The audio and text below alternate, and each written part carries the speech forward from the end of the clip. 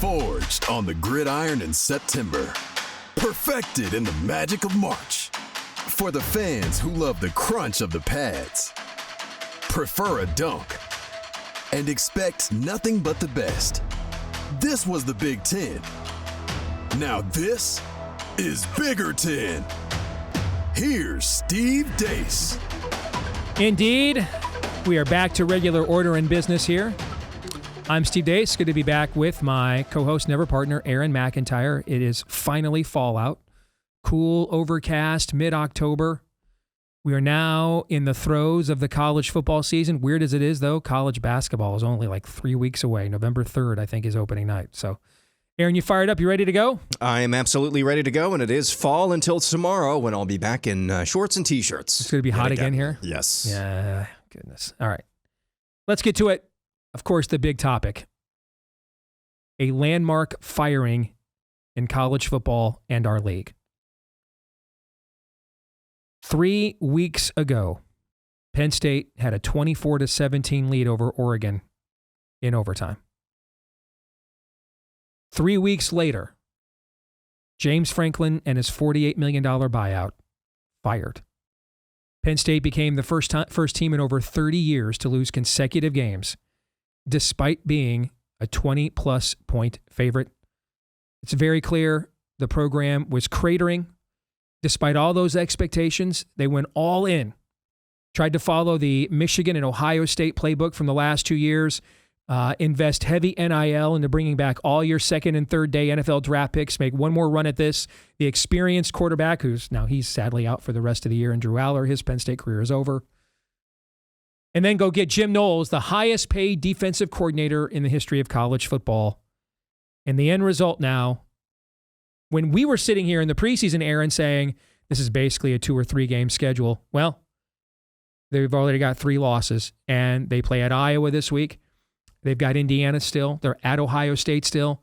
I mean, we without Drew Aller as well, you might be wondering, is this team even going to be bowl eligible? It is one of the legendary crashes in college football history, from the preseason number 2 team to your coach being fired over performance at the midway point of the season.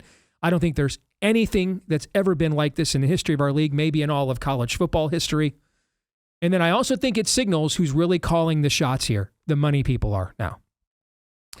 And yeah, there's some mitigating factors with Franklin's buyout. It's paid out on an annual basis, so it's more of a Bobby Bonilla kind of a deal. He does have to go seek active employment, and then it's an offset against the buyout. But still, $49 million is $49 million. No matter how you pay it, it's a hell of a lot of money. So clearly the money people said, yeah, not to mention what it'll cost to go get another coach and probably buy him out on top of that. So this is a landmark event, Aaron, without question. Your thoughts, we'll get to the aftershocks of what this might mean in the next topic, but your thoughts on just this move and your reaction when you heard about it for the first time on Sunday. Well, I just want to address Drew Aller. You, sir, are an Iowa Hawkeye. We welcome you next year as the starting quarterback in Iowa City. I don't know if he has any eligibility left. What really hit home hard for me, or really the lasting, I think, image in my head from this past week is a screen cap of either Fox Big Noon kickoff, or it was maybe ESPN College Game Day from the whiteout game against Oregon. And there is James Franklin up there on set prior to the game. And 15 days later, that dude was fired. Life comes at you fast. I would be very curious to see what actually happened here. People are saying Tyler Warren, who's that guy who plays for the Cowboys now on the defensive side of the ball, last season, yes, they carried a lot for that team, especially Tyler Warren on that side of the ball. Micah Parsons is the other name. Who's with the Packers now? Not Micah Parsons, but the other. Oh, no, he plays for the Giants. I'm sorry, I got that wrong. But whoever's their big star defensive player last year. Oh, that last year's team. Yeah, Ward number 11 as well. Yes, exactly. Yeah. They carried a lot, but they still had a lot coming back. This goes beyond talent. I think this goes beyond coaching. Something broke big time with that team. Something, especially after the Oregon game, you have to think something broke within that team and that culture irrecoverably. And that's obvious now. I mean, how you lose to UCLA the way that you did, and then you come back, you can't even pick yourself off the mat for one drive. I think Penn State had the ball first, went down, about to score a touchdown, and intercepted, and it was off against Northwestern. So I can't remember what we were texting about, but Noah texted me after they lost to UCLA, and I responded. I said, I don't know.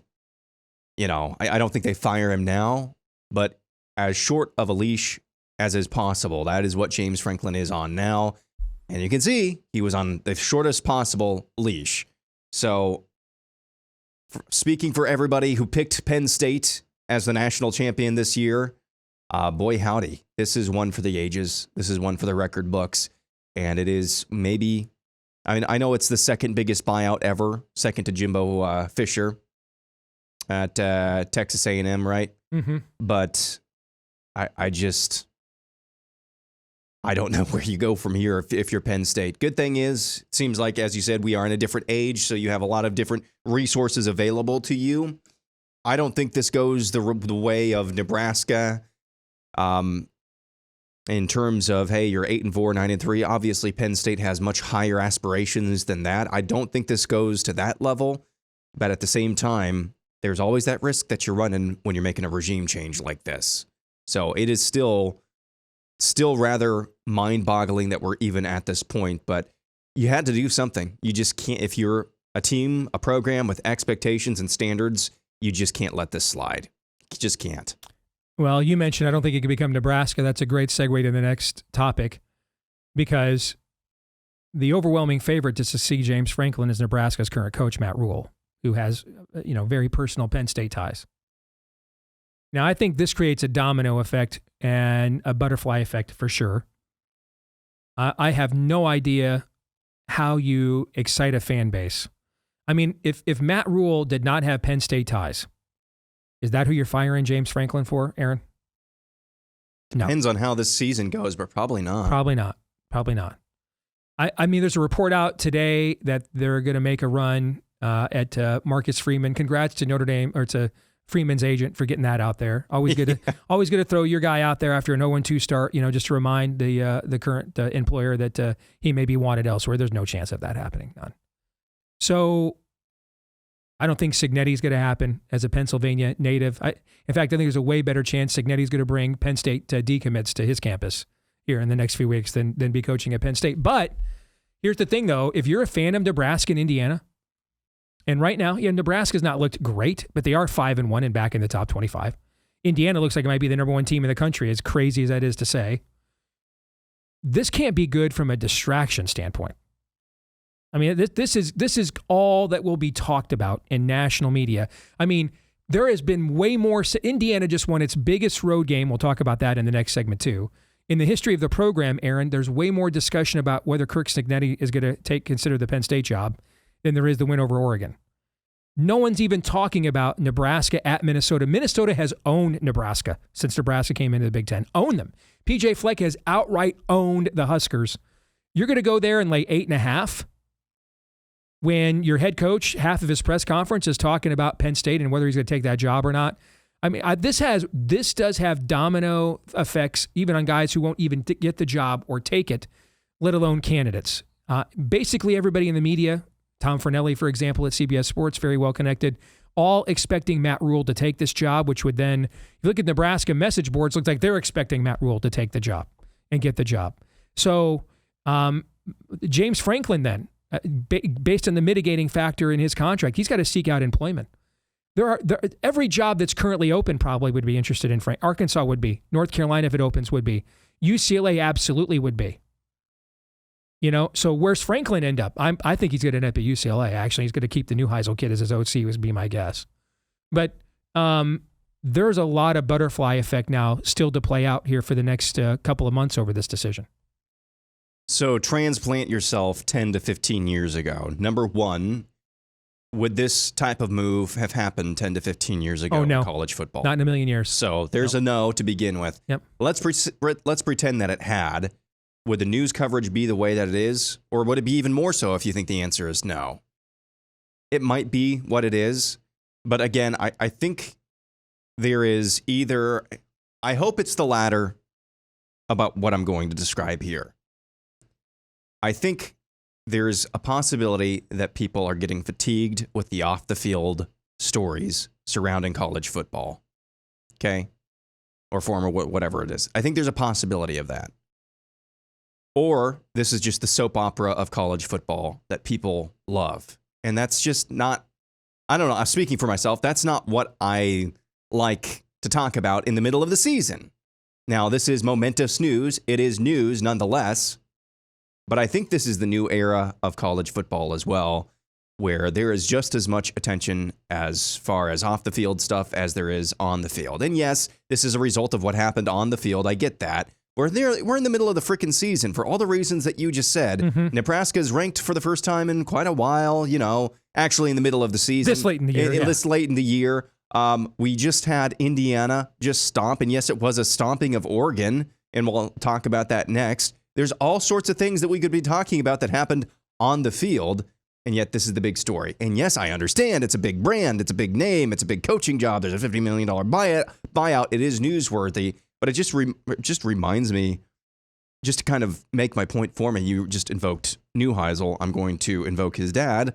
Last week on SiriusXM, just driving into town, this is prior to week 7, it's not so late in the season that everybody is out of the playoff hunt. This is the thick of the season where there are still lots of storylines left to be made based on what happens on the field.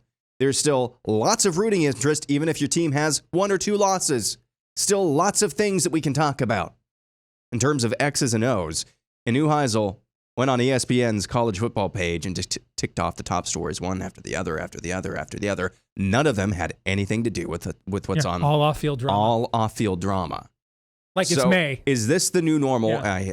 I know you love that phrase. Is this the new normal for college football where it's just May perpetually? Mm-hmm. Or is this just a big news story and that we have to talk about? I don't know the answer to that question. I hope it's the latter, that it's just the big news story. But you're absolutely right. None of those other teams that you invoked, Nebraska, Indiana, what have you, none of them should be paying attention to this. They're in the middle of some successful seasons, very successful seasons for them, and it's just frustrating. But yes, this could have a ripple effect nonetheless. We'll talk about that more in Would You Rather, specifically as it pertains to Matt Rhule. Yeah, I get the feeling that Cignetti is so old school ruthless that he kind of has that he kind of also has a fear-based relationship with his players. That I don't know that, and much of his team are transfer portal guys making business decisions anyway. You know what I'm saying? And so these aren't guys who are given like 4-year commitments in mama's house that I'm going to be your coach kind of stuff, And so I don't know that it'll be a huge distraction to them. I think it could be very debilitating the Nebraska season. I do. Different scale of program. He really was selling the Nebraska culture and buy-in. No place I'd rather be. I do think that this could cause, and that's also a program, by the way, that is psychologically, diminished. It doesn't take much to give them a little push either, anymore. So that brings us to the Hoosiers. Oh, by the way, they just had the biggest road win in the history of their football program, probably on the road at Autzen Stadium. In a game, by the way, if you watch the game those two teams played, it looks a lot different than a lot of the other Big Ten games you saw on Saturday. Oh, yeah. Like they were playing a different sport. The level of efficiency, physicality, how fast that game was played.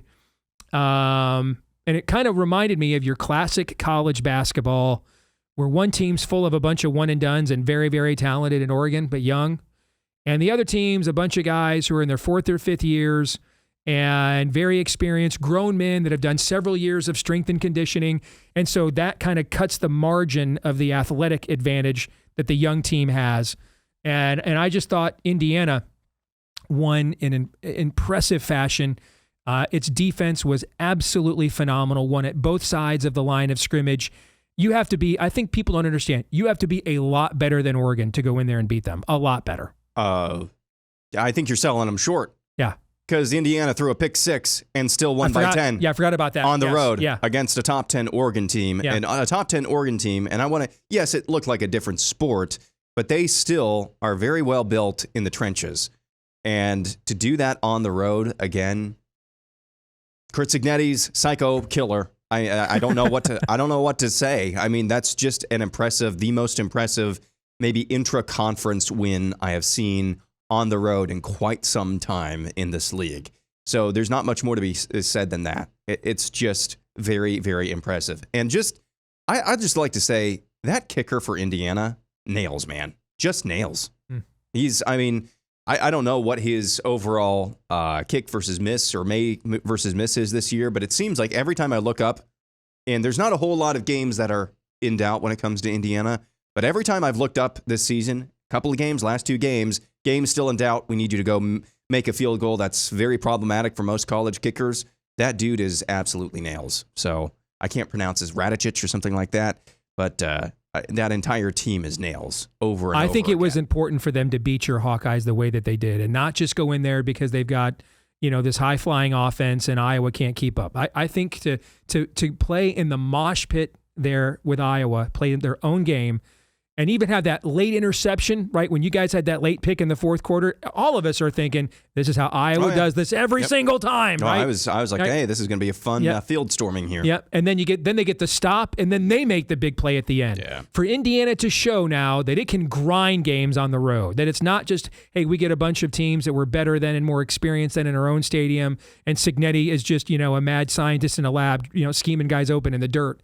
But now we can win in the dirt. We can put our hand in the dirt and win physically. I think that was a huge evolution step for their program in your stadium 2 weeks ago and paid dividends for this game, I think. Yeah, I think psychologically that's true. You weren't here in the aftermath of that game. I think that game was more a result of Iowa just melting down in all 3 phases. But still, you were in position to take advantage of that because going into that game, Curt Cignetti said, hey, Iowa's not going to beat itself.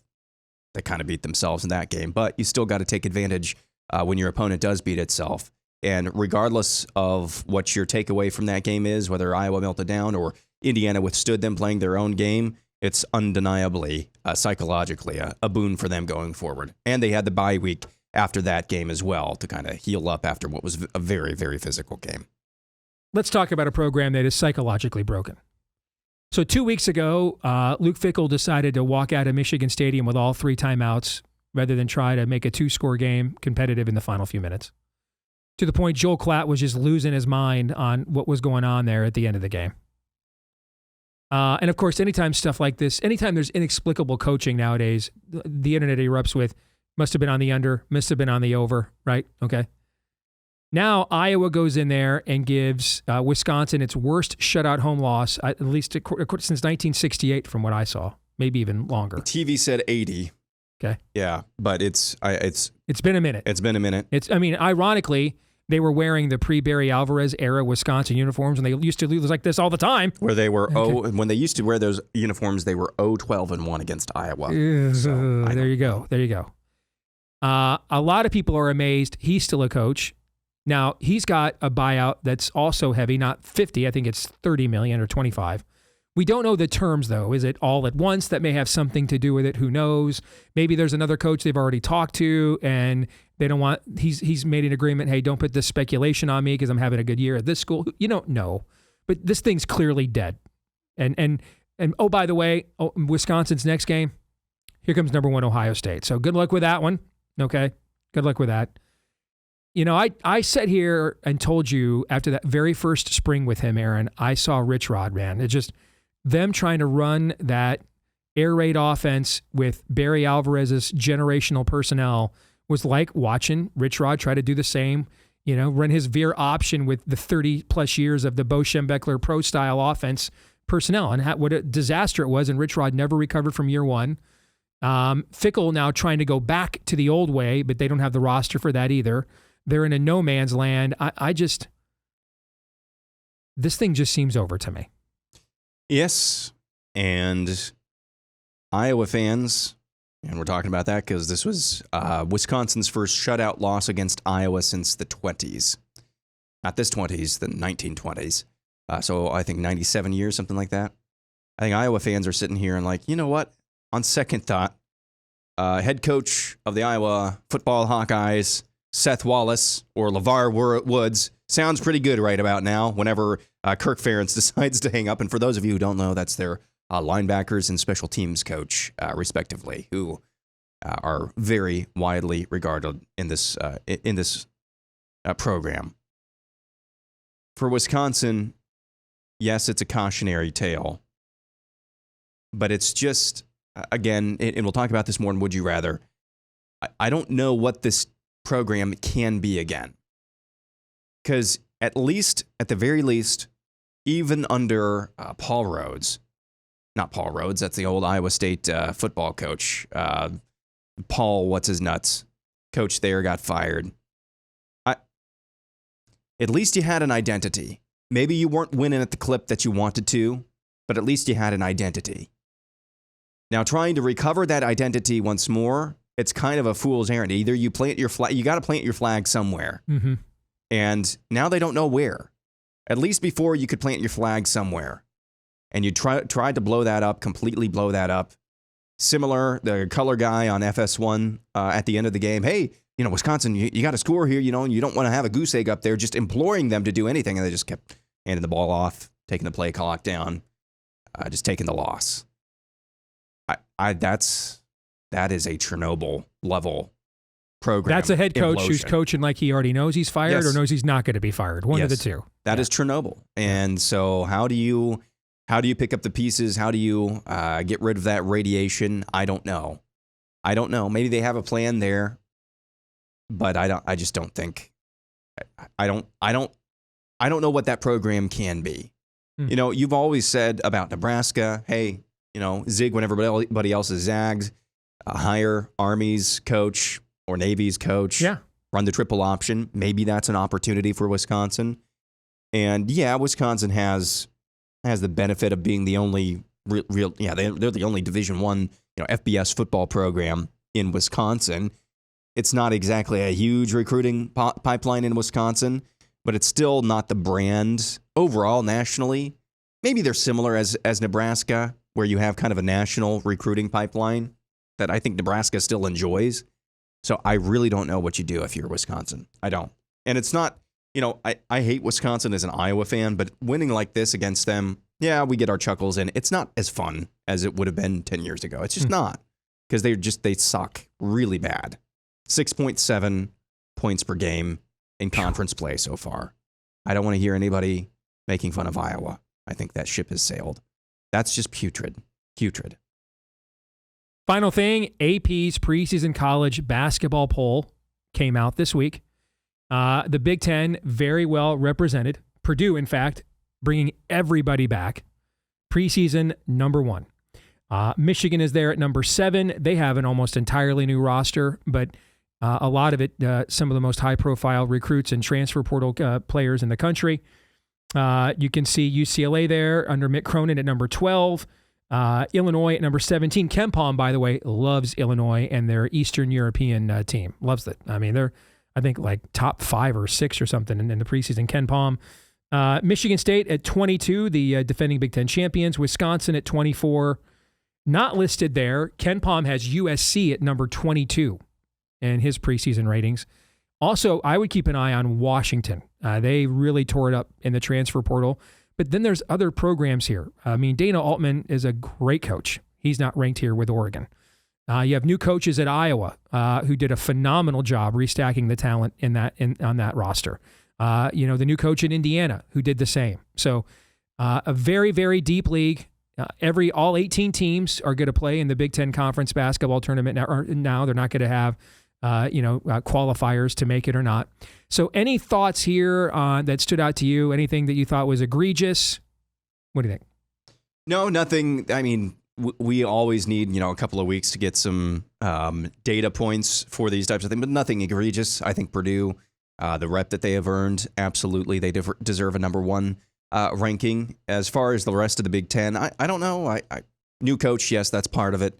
But this is the first time I've really actively been looking forward to a basketball season for a few seasons. And I get that's because I'm an Iowa fan and we've got a new coach. But I'll just tell you this. I actually enjoyed, I wasn't like into it the entire season. It's hard to because there's so many games, so many nights. Yep. But the Friday night basketball with the Big Ten last year was on point. Loved that stuff. And so I'm actually looking forward to that again through the cold winter months this season. So I don't think anything is egregious here. I'm just looking forward to getting a few more data points before we make any rash judgments. No doubt. And the season's only a couple weeks away, by the way. November 3rd is opening night. All right, we'll come back. Let's play Would You Rather when we do.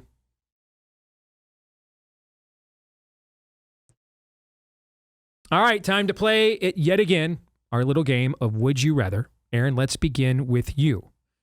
Would you rather be the head football coach at Penn State or Nebraska? In other words, if you're Matt Rhule, what would you do? To me, this is really easy because I'm neither a Nebraska nor a Penn State guy. So looking at this as objectively as I can, I would rather say Nebraska. Now, I think both fan bases, both programs have very lofty goals, dreams, expectations, whatever descriptor you want to throw in there. I think they have very high standards, very high expectations. I just don't get the picture that things can go toxic super, super fast at Nebraska versus Penn State. Now, in the case of Scott Frost, things were pretty toxic towards the end there. But I just don't think, I think it's a little bit different of a culture, Penn State versus Nebraska, where I think at Nebraska, if you're constantly showing signs of taking the next step, I think you can survive there. I think they maybe learned their lesson with Bo Pelini, whereas Penn State, again, you can have a lot of success, but if you never win that top 5 game, and you can say that's the level of expectations that they have, but I just think, I don't know. I think things can go really toxic really fast at Penn State. I'm not saying that they made the wrong decision getting rid of James Franklin. You couldn't bring him back. But I don't think, I'm just talking about first couple of seasons. If you have a skid as you're trying to rebuild things, are they going to come out with the pitchforks in the first couple of seasons at Penn State versus Nebraska? If you put together an 8-4, 9-3 season. They've been humiliated enough. They're more humble. Exactly. Yeah. So, I think the next coach at Penn State is going to be somebody who's a coach-quarterback combo. Yeah. I think it's Matt Rhule, Dylan Raiola, Matt Campbell, Rocco Becht. They need to hire... Or Eli Drinkwitz, Bo Prabula, who had just come right back to Penn State. But I think it's going to be somebody who's a coach-quarterback combo, so they immediately have that position taken care of for next year. They need to hire somebody, regardless of the level, who has proven repeatedly that they can punch up. Mm-hmm. Okay, so I think they would be remiss if they did not look at a Matt Campbell very hard.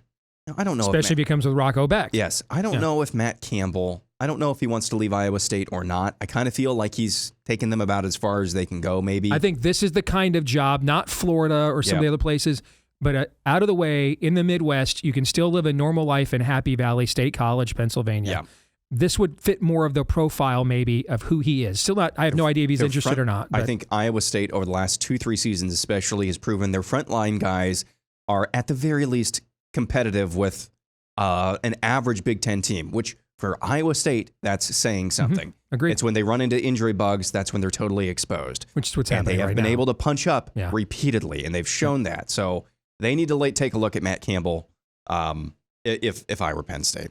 All right, this first one is for you. Would you rather bet Nebraska minus 8.5 at Minnesota or USC plus 8.5 at Notre Dame? USC for sure. I don't want to be laying points in the road in Nebraska at all, number one.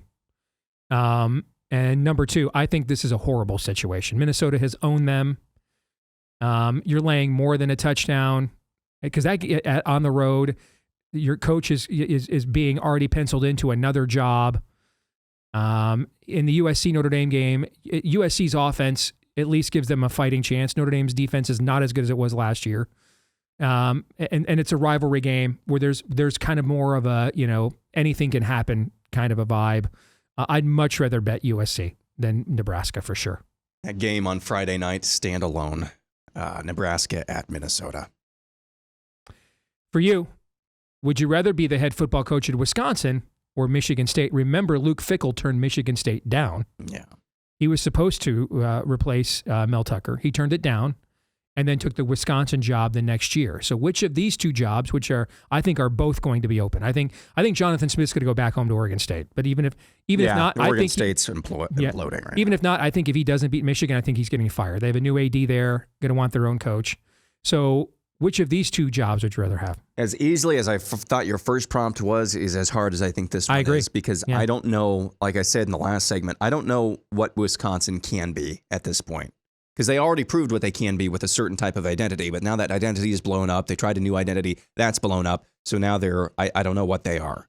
Where it comes to Michigan State, what are they supposed to be? Yeah, same question. Are they supposed to be, the Michigan's UCLA to USC's UCLA? Are they supposed to be feasting on Michigan's scraps? I don't know what they're supposed to be. So, I don't know. I'm just going to go with what I see online. Sorry, Sparty fans. I just think there's a lot more reasonable fan base in Madison than there is in East Lansing. Sorry. All right. So, all right. I said what I said. Finally, this one for you, really weird one.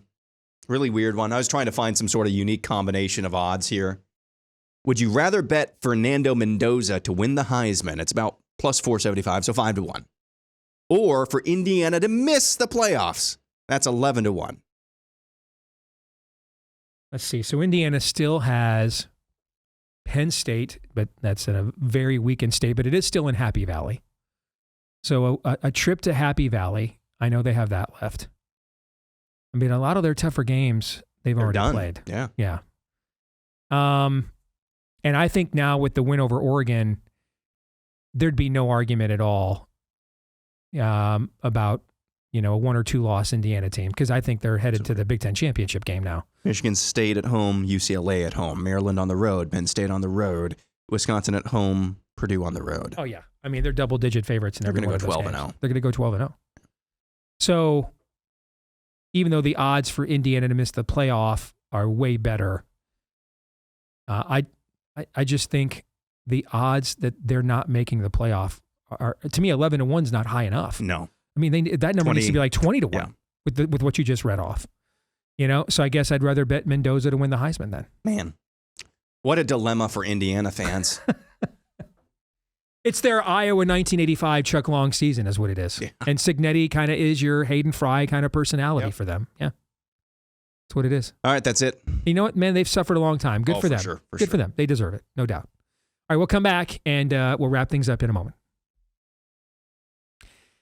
If you were Curt Cignetti, what would you do? This is this week's X poll, and we asked you, 62% of you said stay at Indiana.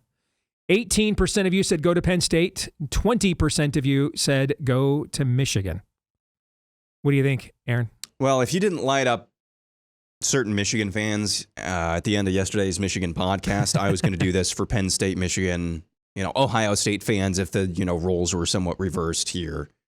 But this is not the same sport. This is not the same dynamics within the business of the sport that we have ever seen. Nope. Also, let's just say that it were.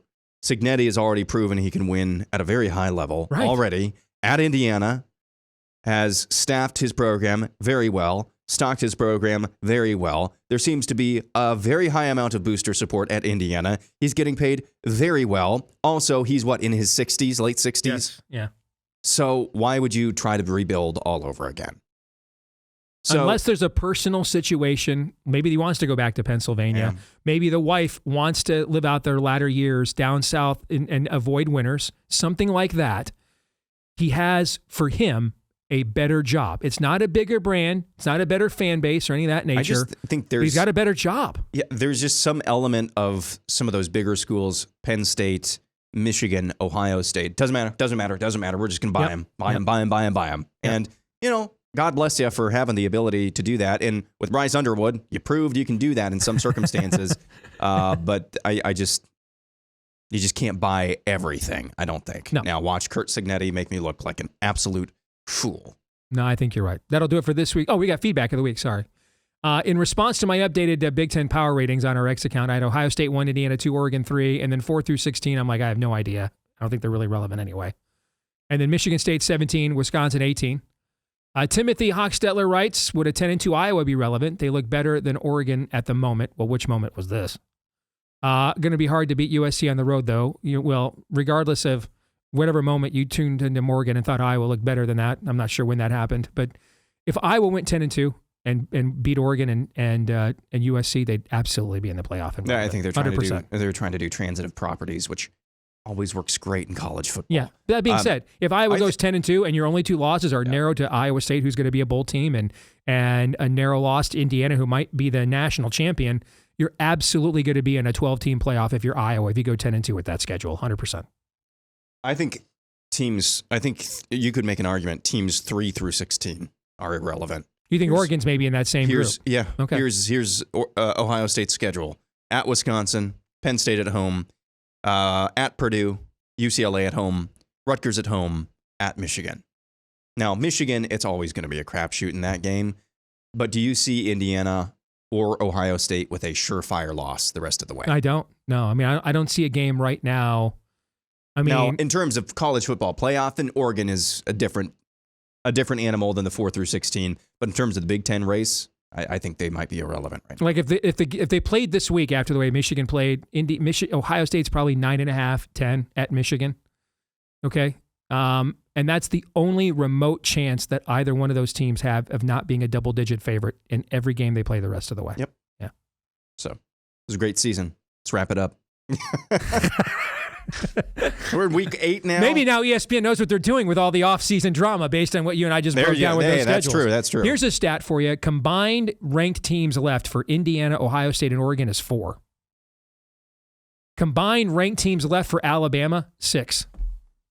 Think about that for a second. Okay? So, I think we need to be doing a little bit. This is something I have not been super. Well, this is hard to do now that Penn State has fallen and fired their coach. Right. After the UCLA game, I would have preferred, and I think you tweeted this posted this from the Bigger 10 X account. That was the time for any Big Ten affiliated media to say, this is how deep this league is. And we totally failed. Yeah. There you go.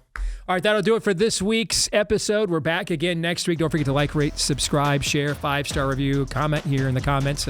All those things help the show to continue to grow, so thank you for those. You can follow us on X in between episodes at Bigger 10 as well. For Aaron McIntire, I'm Steve Deace. We'll see you next week right here on Bigger 10.